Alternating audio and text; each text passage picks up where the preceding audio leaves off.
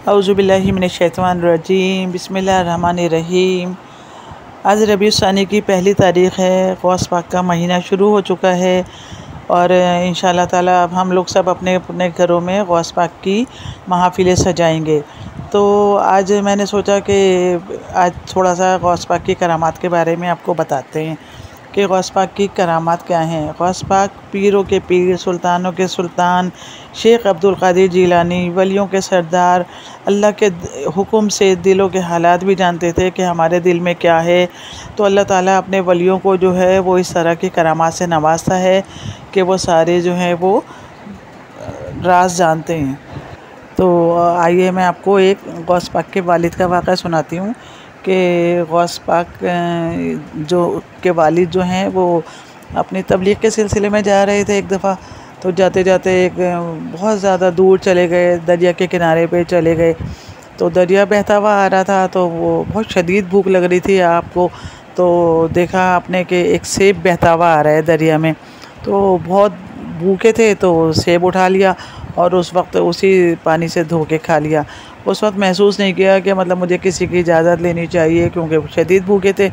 तो जब सेब खा लिया तो खाते ही महसूस हुआ कि मैंने गलती कर ली है और मुझे इजाज़त लेके सेब खाना चाहिए था।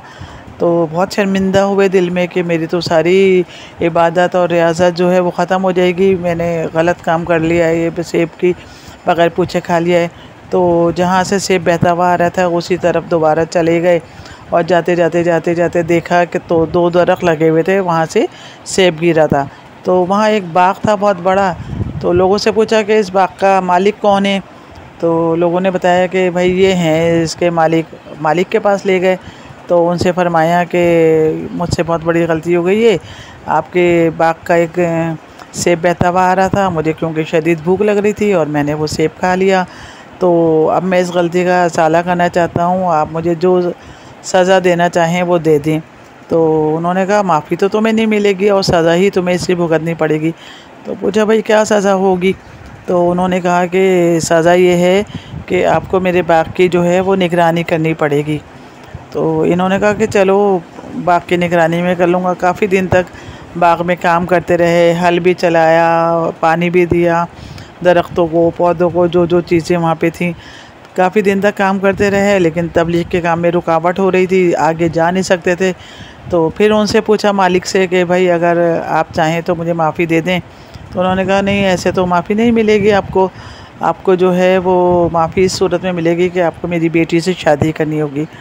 तो आप बहुत हैरान हुए गौस पाक के वालिद के शादी पे। कहने लगे कि चलें, मुझे अपनी इबादत तो पाक करनी है ना। तो उन्होंने कहा चलें, अच्छा मैं आपकी बेटी से शादी कर लेता हूँ। और वो जो लड़की के वालिद हैं उन्होंने पहले ही बता दिया था कि मेरी बेटी गूंगी है, बहरी है, लंगड़ी है और आँखों से अंधी है। तो गौस पाक बहुत हैरान हुए, लेकिन शादी कर ली। जब दुल्हन को देखा तो वो माशाल्लाह हूर थी, बहुत ही खूबसूरत हूर बैठी हुई थी वहाँ पे। तो बाहर आ गए कि ये मेरी वाली तो नहीं है। तो उनके वालिद ने कहा यही मेरी बेटी है। आँखों से अंधी इसलिए है कि उसने आज तक कभी किसी नामहरम को नहीं देखा। कानों से बहरी इसलिए है कि उसने कभी किसी की कोई बात गलत सुनी नहीं। गूंगी इसलिए है कि आज तक उसने कभी किसी की ग़ीबत नहीं की। लंगड़ी इसलिए है कि वो कभी आज तक बाहर नहीं निकली। तो इसलिए मेरी बेटी ऐसी है। तो ये बहुत ही खुश हुए गौस पाक के वालिद जो हैं, तो कि एक बहुत ही पाकबाज औरत से मेरी शादी हो गई है। तो जिसके नतीजे में अल्लाह ताला ने उन्हें गौस पाक जैसा फ़र्जंद अता किया। गौस पाक का इस्म मुबारक अब्दुल क़ादिर है और गौस के मायने, और गौस जो है वो उनका लक़ब है। गौस के मायने हैं फरियाद सुनने वाला। ये सब अल्लाह के हुक्म से होता है, इसमें कोई भी शिर्क की बात नहीं है कि ये जो भी वली हैं हमारे, ये सब अल्लाह की इबादत कर कर के वली हुए और अल्लाह ताला ने उन्हें नवाजा। तो गौस पाक जो हैं वो गरीबों, हाजतमंदों, बेकसों के मददगार हैं। इसीलिए लोग आपको बहुत ज़्यादा अक़ीदत से मानते हैं। आप अल्लाह के हुक्म से गरीबों की फ़रियाद सुनते हैं, फ़रियाद पूरी करते हैं। और हम सब का भी ये अक़ीदा है कि हम सब भी कोई भी दुआ होती है, दुआ कोई मन्नत मांगनी होती है तो हम अल्लाह के हुक्म से इनका वसीला बना के दुआ मांगते हैं कि या अल्लाह तू गौस पाक के वसीले से हमारा ये काम कर दे। पूरी दुआ तो अल्लाह ही को करनी होती है, ये हमारा मुकम्मल अक़ीदा है। माशाल्लाह माशाल्लाह गौस पाक के माँ बाप भी बहुत ही ज़्यादा इबादत गुज़ार थे। जब गौस पाक जो हैं वो अभी पैदा भी नहीं हुए थे तो माशाल्लाह माँ के मादर शिकम में थे, तो जब से ही इबादत गुज़ार थे। और जब आप पैदा हुए तो उस वक्त रोज़े का टाइम था, तो आप की माँ ने आपको दूध पिलाना चाहा तो आपने दूध नहीं पिया और मुंह हटा लिया।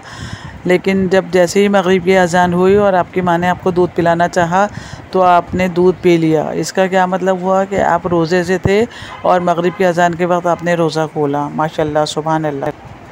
और माशाल्लाह एक करामात उनकी ये है कि जब गौस पाक पैदा हो गए और आप 4 साल के हुए तो आपके वालिद मोहतरम आपको एक उस्ताद के पास लेके गए सिपारा पढ़ाने के लिए कि कुरान शरीफ पढ़वाया जाए। तो उस्ताद मोहतरम ने कहा कि पढ़ो बिस्मिल्लाहिर्रहमानिर्रहीम। तो आपने बिस्मिल्लाहिर्रहमानिर्रहीम पढ़ के और 2 रोज़ानू होके बैठ गए और माशाल्लाह 18 सिपारे सुना दिए लगातार। तो हैरान हो गए उस्ताद साहब कि ये क्या, तुम्हें ये किसने पढ़ाया, कैसे याद हुआ, कब याद हुआ? तो वो कहने लगे कि मेरी माँ जो हैं वो 18 सिपारों की हाफिज़ा हैं।